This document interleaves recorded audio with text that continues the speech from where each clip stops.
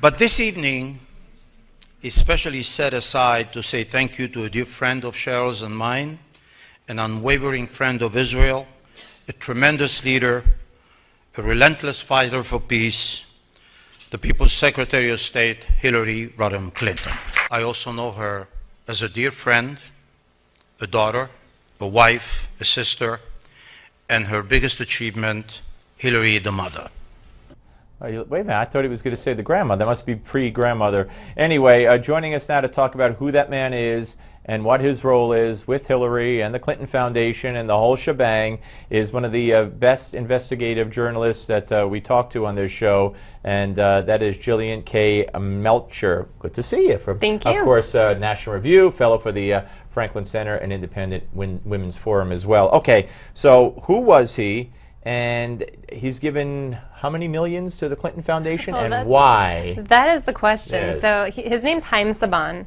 I think he's most known in American pop culture. He's the guy who brought Mighty Morphin Power Rangers to the U.S. That's how he made his money. There you go. But he's also a very outspoken advocate for U.S.-Israeli relations. He's got dual citizenship. He said explicitly before that he wants to spend his money in a way that's going to affect American politics, and this is his one issue. So, Hillary Clinton becomes Secretary of State. Saban offers a consultancy arrangement to Bill Clinton. Well, Judicial Watch gets a copy of this memo. It's the only one in about 1,000 pages where the Department of State says, whoa there, we object, we see a conflict of interest here. This guy wants to affect politics on Middle Eastern issues, and that's a big, this is a big issue for Hillary Clinton. So what you see is he turns down the consultancy, but Saban Family Foundation, which is the nonprofit arm, turns around and starts giving millions and millions of dollars to the Clinton Foundation while Hillary Clinton is Secretary of State. And if I asked Bill Clinton, is there a shred of evidence that there was any quid pro quo, could he turn around and say, I asked Hillary and there's not one shred of evidence? You know, I actually can't answer that question, and here's why. By the way, it's because he's not answering. Is he a labor, left-wing guy in Israel, or is he a right-wing guy, or what? I don't know about in Israel, but he's definitely on the left in American politics. Univision's one of his. I mean, you would think if you're calling Hillary a great supporter of Israel and you're giving money to her to get policies towards Israel, it's going to be the Obama policies you're getting and not the George W. Bush policies. Well, it's interesting, too. So with this, I wanted to know if State Department had reviewed, just maybe they reviewed Clinton Foundation donations. I could not get State Department to return my phone calls and emails, couldn't get the Clinton campaign to return my phone calls or emails, couldn't get Clinton Foundation, called Saban Family Foundation, called Saban. None of them will answer questions. If you email me, I promise I'll get back to you. Okay, I promise, because I don't want you to get a complex. But you're not surprised, are you? No, but I think they have an obligation to answer these questions. Yes. I mean, this is serious. This is an instance where the State Department, as far from the records that we've been able to see, saw this as a conflict of interest, and it marched ahead anyway. And by the way, Clinton Foundation reports Saban's as a donor in the $10 to $25 million range. When I was going through their tax forms, though, it says that about $7 million was allocated during the years Secretary of State Clinton was in office.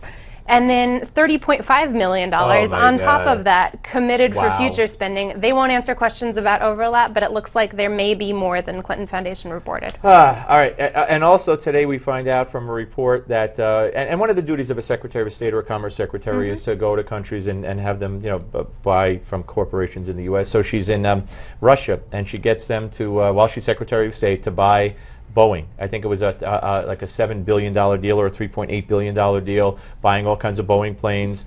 And a few weeks later, or a month later or so, guess what gets put into the Clinton Foundation? A big fat donation from Boeing.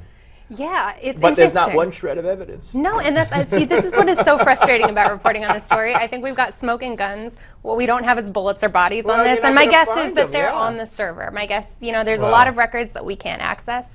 And I think that was intentional. And here's a woman, you talk about not returning your calls or whatever, and beyond Hillary, the State Department, which is very problematic. Here's a woman who has not answered a question. The Washington Post is keeping track. I think yesterday I said 21 days, so I guess it's 22, maybe into the 23rd day. And in total, since she's announced for president, she's answered, or been asked, and I think maybe answered flippantly or so, 7 questions. Are one of them what she wants on her Chipotle burrito?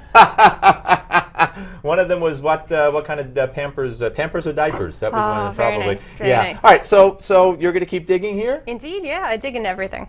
I know you do. I know you do. Al Sharpton knows you do, and everybody knows you do. No, I think you do very important work. And again, whether we find a smoking gun or not one Republican could ever survive this kind of coincidence, if you want to call it that, or appearance of impropriety, or stench, or whatever however you want to describe it. They'd be done in politics. But you know, two sets of rules, I guess. Yeah. Right. Well, keep it up, and we'll speak to you again, Jillian. And coming up next, ladies and gentlemen, on the Big Steve Malzberg Show, we'll switch gears just a little bit, and it's going to be the first Gimme 5 of the show. And I think you're going to like this one very, very much. So keep it tuned right here on Newsmax Television, Steve Malzberg Show. Thank you.